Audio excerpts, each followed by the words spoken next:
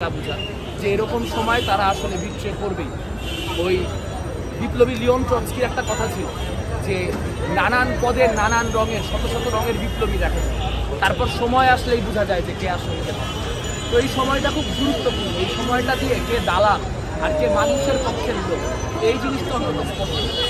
আশা করি ব্যারিস্টার সুমন নিয়ে বাংলাদেশের তরুণদেরও একটা অংশের মনে এই ভুল ধারণা ছিল যে ব্যারিস্টার সুমন না জানি কোন প্রতিবাদ, সেই ভুল ধারণা এবার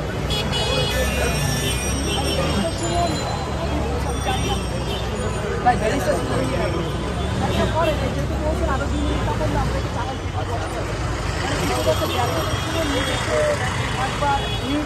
নীতিবান মানুষ পরিচয় দেয়, আবার তিনি আওয়ামী লীগ করে, এটা কি তার বিচারিতা কি?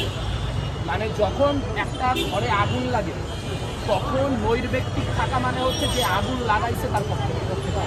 তো যখন কেউ একটা দেশ জুড়ে আগুন লাগাই দিল, আপনি যখন বলবেন যে আমি দেশ জুড়ে আগুন লাগানোরও পক্ষে না, দেশ জুড়ে আগুন নিভানোরও পক্ষে না, আমি নিরপেক্ষ।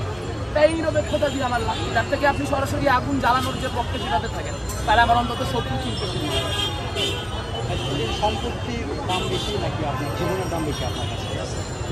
এটা তো এখন আমি তো শেখ হাসিনা না, আমার কাছে তো জীবনের দামই বেশি। যারা শেখ হাসিনা বা শেখ হাসিনার লোক তাদের কাছে সম্পত্তির দাম বেশি, যারা মানুষের বাচ্চা তাদের কাছে হচ্ছে মানুষের দাম বেশি।